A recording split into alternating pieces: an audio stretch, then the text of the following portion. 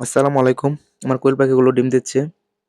এই ডিম থেকে বাচ্চা ফোটানোর জন্য ইনকিউবেটর মানে বাচ্চা ফোটানোর মেশিন নিয়ে আসলাম।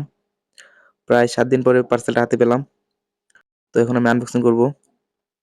এই পার্সেলটার দাম ছিল ৳২,৩০০ এবং এক্সট্রা আরো আমার ৳২০০ মতো খরচ যাবে। টোটাল আরকি ৳২,৫০০ মতো মানে ৳২,৫০০ মতন খরচ যাবে আরকি আমার এটা। ৩ টে জিনিস এখানে আছে আরকি।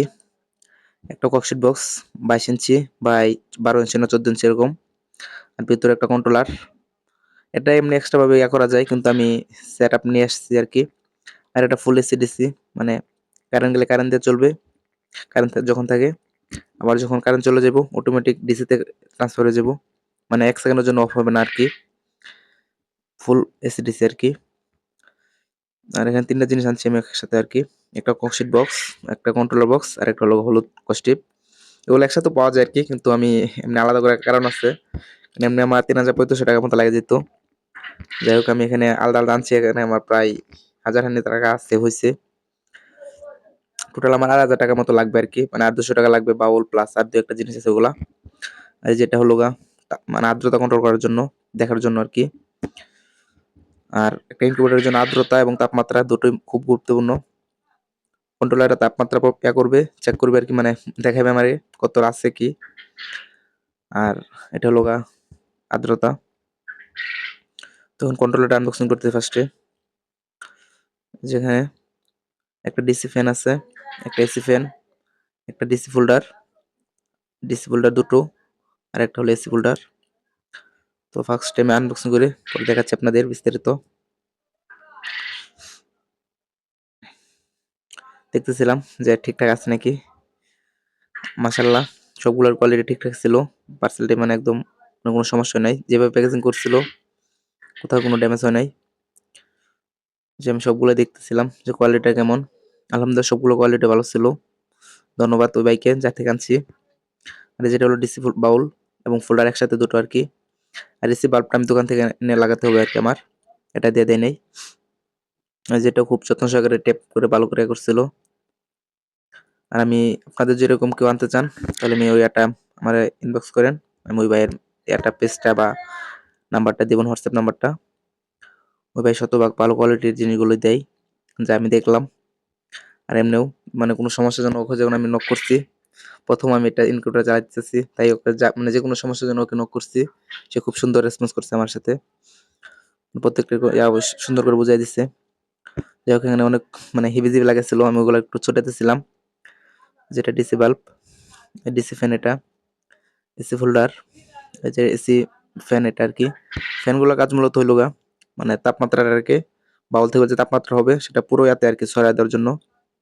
এই কন্ট্রোলারটা দিয়ে আমি ১০০ থেকে ৩০০ ডিমের ইনকিউবেটর বানাতে পারবো। এখন আমি বক্সটাকে ট্যাপ লাগাবো। A few inches later. এই যে আলহামদুলিল্লাহ আমার ট্যাপ লাগানো শেষ। কমেন্টে বলে যান কেমন হইছে? অন্যান্য কালো লাগলে আরো সুন্দর দেখা যেত। কিন্তু আমি লাগাই নাই। এক কালির ভালোই লাগছে আমার এটা। যাই হোক ফার্স্ট টাইম পরে সৌর বিদ্যুৎ আরকি মানে ডিসি দিয়ে চেক করতেছিলাম আরকি। কিন্তু আমার ব্যাটারির চার্জ ছিল না। যে কারণে এরকম হইতেছিল। আমি তো ভাবছিলাম কি নাকি সমস্যা হইছে। ওই ভাইকে জিজ্ঞেস করতে ভাই বলল যে, "না আপনার ব্যাটারির চার্জ নাই।" পরে আমি চার্জ করে দেখছি যে হইছে। তারপর এখানে আমি যে এসি দিয়ে চেক করতেছিলাম। এসি দিয়ে যে সুন্দর জ্বলতেছিল বাল্ব এবং তাপমাত্রা আমি দেখতেছিলাম যে বাড়ে নাকি। ইয়ারটাকে কাছে নিয়া ওই দেখেন তাপমাত্রা কিভাবে বাড়তেছে। ৩৩ ডিগ্রি, ৩৪ ডিগ্রি, ৩৫ মানে একদম কাছে আনছি তাই এরকম করে বাড়তেছে আরকি। আর ভিডিওটা একটু স্পিড বাড়িয়ে দিছি আমি। তারপর নিভাই দিছি যে অটোমেটিক কমতেছিল আবার। আর অটোমেটিক জ্বলে নাকি সেটাও চেক করার জন্য আমি করলাম। এই যে আবার অটোমেটিক মানে ৩৭ এর নিচে এসে বলে অটোমেটিক বাল্বটা জ্বলে যেতেছে। ৩৭ এর সময় আসে বললে আবার অটোমেটিক নিভে যেতেছে এরকম আরকি। যাই হোক তারপরে যেখানে আমি সেটআপ করছি, মানে কোথায় রাখবো এটা আমি দেখতেছিলাম। পরে যেখানে সেটআপ করছি, এই যে এখানে একটা ডিসি বাল্ব লাগাবো।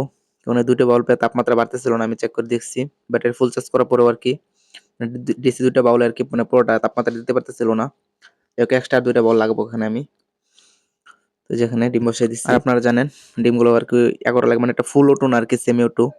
মানে আরেকটা জিনিস আছে ওটা দিয়ে আরকি মানে অটোমেটিক ডিম উল্টায়া দেওয়া যায় আরকি। কিন্তু ওটা আমি করি নাই। এজন্য আমার নিজে হাত দিয়ে আরকি প্রতিদিন ৪-৫ বেলা যে পারি উল্টায় দেওয়া লাগবো। এই ইনকিউবেটর দিয়ে আমি সকল প্রকার ডিম মানে হাঁস, মুরগি, রাজহাঁস মানে সকল প্রকার ডিম থেকে বীজ ডিম থেকে আরকি বাচ্চা ফোটাতে পারবো। নতুন সেটআপ, তাই আর কি ফার্স্টে আমি 30টা কোয়েল পাখির ডিম এবং 5টা মুরগির ডিম দিয়ে ট্রায়াল দিতেছি। আর এখানে মানে আর্দ্রতা এবং তাপমাত্রা ঠিক রাখলে ভালো হ্যাচিং রেট পাওয়া যায়। মানে যে কোনো প্রকার ডিম হোক মানে করা যাবে।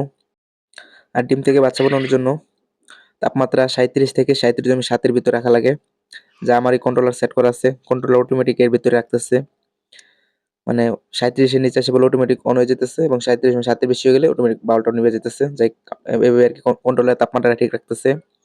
আর যদি আর্দ্রতা 58 আছে, এটা 55 থেকে 65 এর ভিতরে রাখা লাগে। এটা রাখা একটু মুশকিল, যে ভিতরে দেখছেন না ফোম টোম দিয়ে রাখছে, ওগুলো দিয়ে আর কি রাখা লাগে এটা। তো এই ছিল ভিডিওটা। কোনো মতামত থাকলে আপনারা কমেন্টে জানাবেন। তো ভালো থাকবেন আপনারা। আসসালামু আলাইকুম।